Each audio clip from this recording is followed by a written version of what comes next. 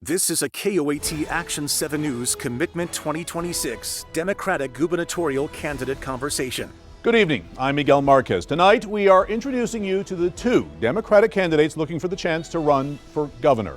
Former Congresswoman and former Interior Secretary Deb Haaland facing off against Bernalillo County District Attorney Sam Bregman. The latest poll from KOAT political analyst Brian Sanderoff shows Deb Haaland in the lead with 52%, Sam Bregman at 30%, and 18% still undecided. KOAT and our partners for Impact, the Albuquerque Journal and News Radio, KKOB, offered the candidates the opportunity to debate the issues important to New Mexicans. While Bregman agreed, Haaland declined. Oh, I am debating him, and that's another misleading phrase that Sam Bregman puts forward. We've had a debate on the books for months. We're debating on May 2nd. It'll be aired on PBS.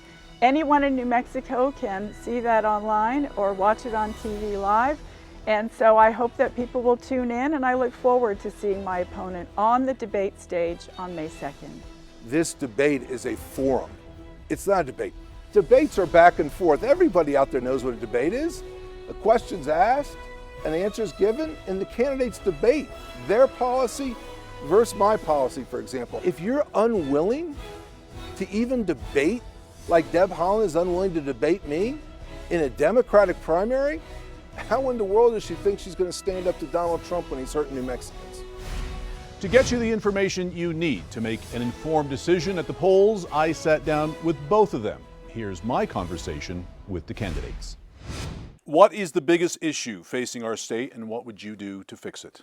The biggest issue we face right now is our education system and our child well-being. We have a real problem we're 50th in education and we're 50th in child well-being. This is about the future of New Mexico, this race. It's not about the next 40, it's not about the next 4, it's about the next 40 years. And I think we need to have a real focus on improving education. We lead the country in absenteeism. That's a real problem. We don't do the kind of job we should be doing when it comes to educating our children. The fix is making sure we have accountability throughout our school system. Transparency. We need to make sure we have transparent school districts. Everybody's held accountable. School districts, the administration, the teachers, the parents, the kids. Thank you so much for the question. Well, as I've traveled around New Mexico, many New Mexicans have cited to me that affordability is a big issue. It's not a hoax. It's hard for people to be able to afford rent and buy groceries in the same month. So we want to enhance our child tax credit, our working families tax credit. I want to make sure that New Mexicans have a livable wage and the benefits to match. And we need to fight back against Donald Trump's cuts to Medicaid, SNAP benefits, the things that help people to make ends meet each and every month. So if people have the health care they need, that too helps life to be more affordable for them. State lawmakers enshrined a universal child care program into state law during last year's legislative session. Would you seek to make changes to the program if elected? I think often that if I would have had child care when I was raising my child as a single mom, that would have changed my life. I started my own business because I didn't have child care for my kid. So I think that universal child care will help a lot of families to make ends meet, to make life more affordable for them. And I'm grateful that the legislature has made this a priority.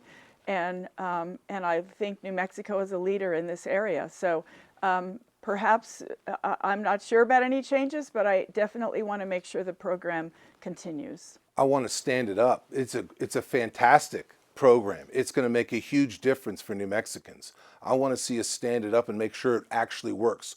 We have to do a survey of this entire state to see where we have child care deserts. We want to make sure that there's plenty of providers out there getting the support they need and making sure that the child care educators and child care workers are there, that are educated, are trained on how to do the job. We've got a lot of work to do on that, but it's a great program. Our states continue to fall near the bottom when it comes to education. What will you do to ensure our kids are receiving a high-quality education? It is absolutely about accountability. We're 50th in the country. We used to battle with Mississippi on who was last. We're still 50th. Unfortunately, Mississippi is now 13th. They call it the Mississippi Miracle. We don't have to reinvent the wheel.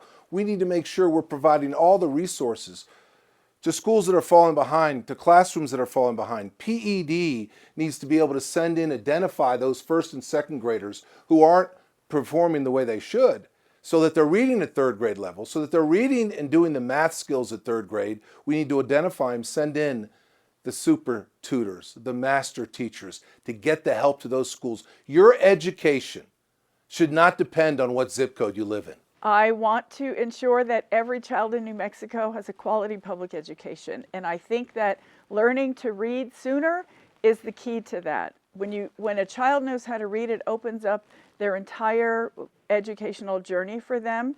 And so we want to deploy reading coaches, for example. Teachers are the best people to assess whether children need help in that area or not. And so deploying reading coaches to classrooms where children can get individualized attention to help them to read. I want to make sure that children can read sooner, and I think that is definitely a key. I also have other programs like Every Child Outdoors. And so people can go to my website at debholland.com and read my education plan there. Recently, the Attorney General filed a lawsuit against CYFD, an agency that has been plagued with issues, including a revolving door of leadership. What is your plan to fix CYFD and protect New Mexico's most vulnerable kids? We need to put our children first in every area, and certainly CYFD has had its share of problems. We need to start from scratch with CYFD. We need to start from the bottom up and ensure that we can have a system that works. I would like to go to a commission model where we have a commission that oversees CYFD. I think that would bring consistency to the department. I also recognize that there are a lot of career staff there who are dedicated to that department, and so boosting morale also is something that I did when I was Secretary of the Interior. Morale was very low at the 70,000 person workforce that I oversaw, and so boosting morale I think will be a definite opportunity. CYFD is a real problem. We've been seeing this at the DA's office for the last 3 years. We know we're batting cleanup for the problems and horrific results sometimes in CYFD. While we have some good people working at CYFD, we don't have enough of them. They run a 30% vacancy rate right now, which is unacceptable. We can do so much better than that. We have to hire the workforce to do the job, because the folks that are left behind doing that job right now are working double overtime shifts with some of the most troubled kids that are out there. That's number one, vacancy. Number two, we need to split off between neglect and abuse and juvenile justice.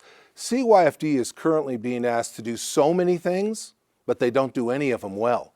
We need to focus on the things and make sure that kids are taking care of, the most vulnerable kids. We have to. That's the duty of this state. Juvenile crimes continue to impact communities statewide. What is your plan to fix the issue, and what is your plan to make communities safer? Nobody knows the issue about juvenile crime more. Every day I live it. We've indicted 77 juveniles for murder in the last 3 years. That is so significant. It's the one thing that keeps me up every night. I've proposed 36 changes to the Children's Code. It hasn't been updated since before 1993, since before the iPhone was even invented. But most importantly, when that kid first gets in trouble, first gets a referral to the juvenile justice system for perhaps stealing a car, we need to rush in with the social workers, with the family intervention, and find out, why was that kid out at 2 a.m. in the morning stealing a car, hanging out with bad actors? Where were the parents? Why has that kid not been in school for 2 weeks? That's the time we have the opportunity to change that child and get them out and not let them continue down that path, because too often the result is nothing happens. They continue their conduct, and you know what happens? They think they can get away with it, and then they escalate, and then they use a gun, and then someone dies, and then they're facing decades in prison. We didn't do any good for the person that died, and we didn't do any good for that child. Well, we need to make sure that law enforcement has the tools they need to get violent criminals and illegal drugs off our streets. And we need to get to the root causes of crime. So often crime is generational. Children are, the world they live in, they are prone to that kind of behavior. And so, first of all, I think by moving our public schools in a direction where every child has opportunities, we could redirect some children. I definitely don't think that putting children in jail and throwing away the key is the answer. These children are our future, and we need to make sure that we are giving them the life they deserve. If they're going in a wrong direction, then it's the adults in the room who should be held accountable, really. These are questions from your opponent, Sam Bregman. While leading the Department of Interior, Haskell University students directly raised concerns of abuse, which were proven true, yet you never addressed the abuse. Your campaign quietly removed Congressman Swalwell's endorsement in the wake of the abuse. In 2014, you flew on a jet tied to Jeffrey Epstein, and the campaign returned $35,000 in contributions at the time. Why have you never publicly acknowledged or taken accountability for these issues once they came to light? That sounds like about 4 questions. But I will say I have addressed these publicly. We have said consistently that I did not fly on Jeffrey Epstein's plane. That is an outright lie. It was not my campaign, it was Gary King's campaign, and I believe that Gary King has done numerous interviews that have stated that fact. And so I've said that time and again. As far as Haskell goes, you can find all over the website that I sent my assistant secretary to Haskell to address this issue, that we implemented investigations and offered anyone the opportunity to file a complaint with the police. I have addressed these issues. I have not run from any issue that my opponent has mentioned, and I believe that the internet will bear that as true. From your opponent, Deb Haaland. In every single election year, I have worked my heart out to get Democrats elected up and down the ballot. Will you commit to doing the same for the party, regardless of who wins this primary? Well, I will support Democrats in a large way, but I can no longer support Deb Haaland for governor after what she did by posting my family members' homes on her website. That is such a epic failure of judgment on her part that I don't believe that she has the judgment to lead this great state in the future. So I will not support her for governor because she was willing for a cheap political trick to jeopardize the safety of my family. That's a failure in judgment. So even though she took it down and apologized, it doesn't matter? I've never heard her apologize, but listen, why do you put it up? You put it up to try and get some kind of cheap political gain. And what she did was endanger my family. And that could be taken, anybody could take a screenshot, we know, at any given time. It's inexcusable, unacceptable, and it's not worthy of someone who wants to be the governor of this state. Even though it's public information and bad actors can find that information if they want. No, it's not all public information what she disclosed, by the way. And what she did disclose is 1 or 2 clicks away. I'm the district attorney. I deal with a lot of people that would love to cause me or my family harm every day. I put a lot of people behind bars. And she knows what I do for a living. And she still had the audacity to put that up on her website. My 88-year-old mother's home, my daughter with her husband and my 2 grandchildren. That shows a failure in judgment that is unacceptable. And I do not think that individual should be the next governor. What is your plan for tax reform in New Mexico, and how far would you be willing to go as it relates to state income tax, gross receipts tax, or potential oil and gas revenue rebates? So a couple of things on that. Number one, it involves health care as well. We need to do away with gross receipts tax on medical services. We're the only one of 2 states that do that in the entire country. That, to me, is ridiculous, and it's not necessary. I also am proposing the idea that we eliminate income tax on those individuals who are 65 years of age or older. I think it puts more money in their pockets. It helps the economy. Affordability is a real issue now. Affordability to such an extent because gas prices we know are going up because of this war in the Middle East. Groceries are going up because the diesel is going up, and that's what delivers the groceries to the grocery stores. I propose, and we're going to see between $500 million and $1.5 billion more dollars in our state treasury. I say we give that back to help offset $500 a person to help offset the continued increase in prices for groceries, for gas. It helps people. We need to get the money back into the people's hands because it's the people's resource that's making that money. So first of all, I mentioned affordability earlier on. That is a real issue, and I believe very strongly that we need to enhance the child tax credit and the working families tax credit. That will put more money in the pockets of New Mexicans at the end of the year or really at the end of every month. Additionally, we've seen that our healthcare system is broken.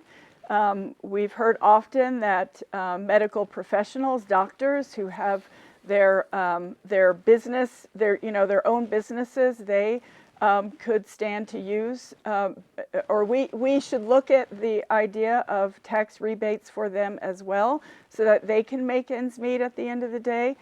We've heard often that GRT is charged on medical services, and that seems to pose an issue for a lot of individual businesses. The governor recently signed the Immigration Safety Act, shutting down contracts with ICE and running facilities here. Do you support her plan, and what is your plan to work with the federal government on border issues? So I would say that I agree with the legislature and with the governor on this issue because I don't think that we should, private prisons, it gives people incentive to arrest folks and make money off of them. The problem with Donald Trump's immigration plan is that he is not arresting the criminals that he promised to arrest. He's arresting families, separating children from their families, leaving children to fend for themselves while their parents are in jail. I think we can have safe borders. In fact, we have a safe border right now because we have Santa Teresa is on the border. It's an active commerce area for New Mexico, and we need to make sure that we can protect our border so that families can continue to have jobs and keep roofs over their families' heads. Nobody has been stronger on the issue of ICE than I have been. I made it very clear by sending a letter as the district attorney here in Albuquerque to the field office supervisor of ICE. What I've seen go on with ICE in Minnesota and Minneapolis and throughout the country is not the country that I grew up in. We have to stand up and say no to this.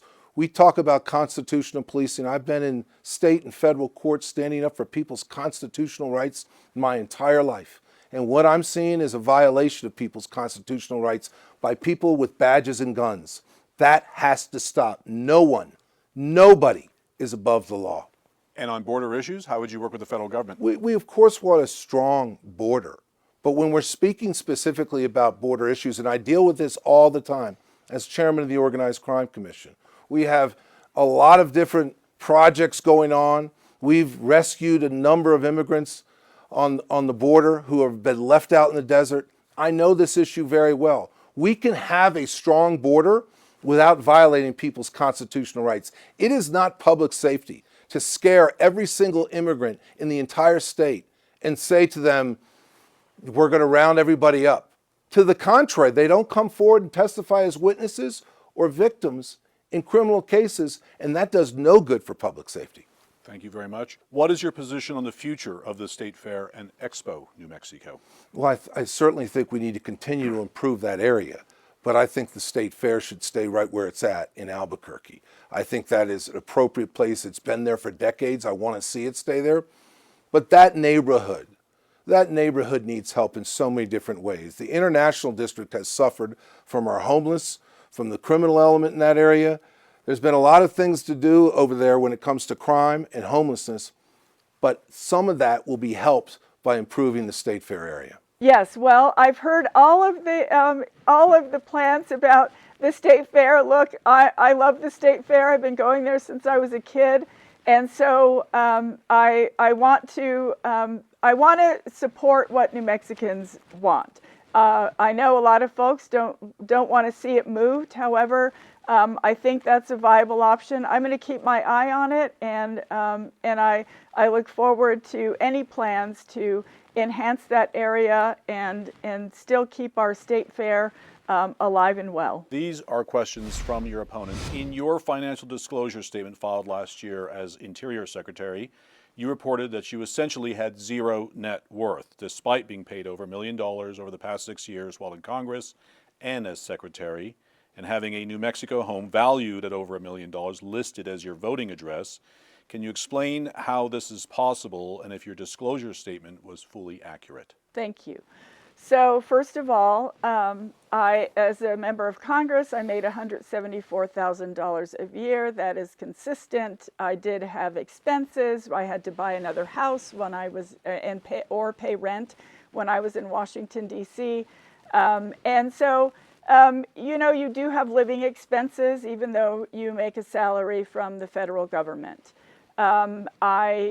It was public that I got divorced and we sold our house. The house was not under my name. It was under my former husband's name. It was his house. And so these are all issues that I'm happy to discuss with anyone at length because I am very transparent about how I operate and how I put myself forward. From your opponent. As Secretary of the Interior, I stood up dozens of solar and offshore wind projects to lower the cost of energy for Americans. What specific actions have you taken or experience do you have to make New Mexico a national leader in clean energy? Well, I could tell you something. I have detailed policies about clean energy and how important it is up on my website. In fact, I have 190 pages of policy up on my website because I believe people should know what I stand for and how I envision the future of New Mexico. Now, I've been a DA and a lawyer, but I can tell you this. I know how important renewables are. I know how important this environment is to this beautiful land of enchantment that we live in. And we can do both, though. We can have strong economic development while also protecting the environment. In fact, a big part of our future economic development is going to be right there in those renewables. Wind, solar, geothermal, hydrogen, we have an abundance of natural resources here. I'm excited about the future. I'm excited about the energy production that this state's going to have, and I'm excited about continuing to preserve and protect the air, land, and water in this great state. The former Zorro Ranch has brought a lot of attention to New Mexico. As governor, do you support a continued investigation into Jeffrey Epstein and those tied to his property? We absolutely need to do everything we can to get to the bottom of this. I will tell you, I've led a lot of investigations, and we need to make sure we do a thorough investigation. The next governor needs to marshal all of the resources. I support what the legislature just did in forming that committee. I support the Attorney General in what they're doing on investigating this, but the next governor has to lead. And leading means getting transparency, accountability, and justice for the survivors and victims of that. And make sure that we all, every single New Mexican knows the truth of what happened out there at Zorro Ranch.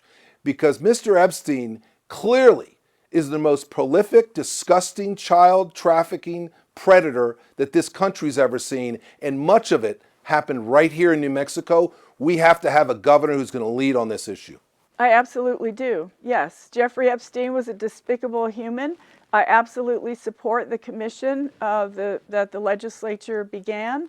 If I have opportunities to support it in other ways, I will.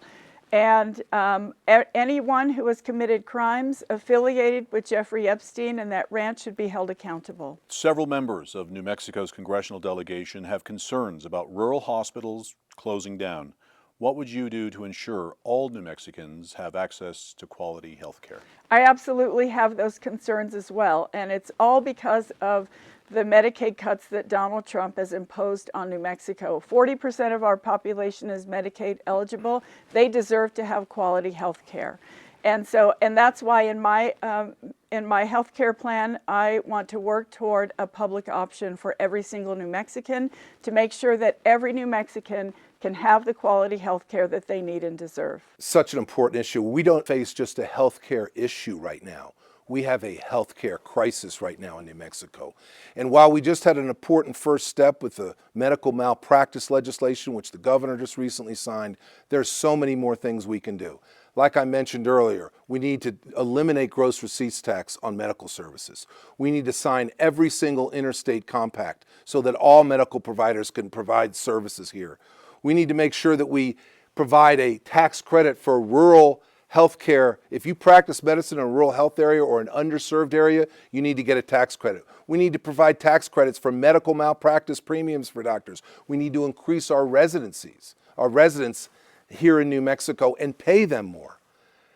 We need to eliminate, for every year you practice medicine in the state of New Mexico, we eliminate 1 year of your medical school debt. It is urgent that we reverse the tide of doctors leaving this state and start bringing them back into this state. With New Mexico consumers bearing the brunt of rising gas prices, but the state poised to potentially see more revenue as a result of the Iran war, what short-term and long-term fiscal relief policies would you promote? Well, I've already mentioned, but I'll mention it again. The state's going to see between $500 million and $1.5 billion more dollars if the current prices even stay somewhat close to what they are when it comes to oil. And I think that we should be giving that money back to the people. I think every single New Mexican in a family that makes under $200,000 should be getting a $500 check back to help them offset the increased prices and affordability. I think when it comes to taxes, for example, we need to do away with gross receipts on medical services, but we also need to stop charging 65 years or stop applying income tax to people who are 65 years of age or older. We don't need to do that because they need more money in their pocket. Not taxing their Social Security, you mean? Not income tax. I'm talking about income tax. If you're 65 years or older in this state, my proposition is you don't pay any more income taxes. If we have more money, we should invest more money in our communities. Often I have gone statewide many times here in New Mexico, and we refer to these funds that we have as rainy day funds, and people consistently say it's pouring rain outside. We need investment in communities. And so I think that if the state does see some profit and an increase in funds, that we have an obligation to ensure that our communities get what they need, that we're hiring people to address shortfalls in bureaus and offices, that we are investing in affordable housing and our Medicaid fund. And what's one issue where your own party, the Democratic Party, is out of step with New Mexico voters that you are willing to break from? I agree with early childhood education. I agree with universal child care. I want everyone to have health care. I agree with the fact that every child should have a quality public education. I agree that we should pay attention to and protect our environment for future generations, and that we need to protect our precious natural resources such as water. These are all democratic values, and I hold them dear. I'm very saddened to say that my party is out of step here in New Mexico when it comes to juvenile crime. We have proposed for 3 years real solutions, and they haven't even gotten a robust debate. And that's unfortunate. It hasn't even been heard in some committees. Juvenile crime is a major problem. I can tell you as the DA of the largest county population-wise in this state that overall crimes is starting to get better, except for juvenile crime. It's going the wrong direction. And for some reason, we have Democrats in the legislature who refuse to update a juvenile code that hasn't been updated since 1993. And so I am going to continue to push and make sure we do everything we can to hold juveniles accountable, but more importantly, to get them the help they need before they end up serving decades in prison. Thank you for joining us to hear from the candidates. Early voting begins statewide May 5th. To find out where you can vote, scan the QR code on your screen. You'll be taken to our election guide filled with resources like viewing a sample ballot and a link to request an absentee ballot. Election Day is June 2nd. Be sure to join us as we bring you the results on air and online. From all of us at KOAT, good night.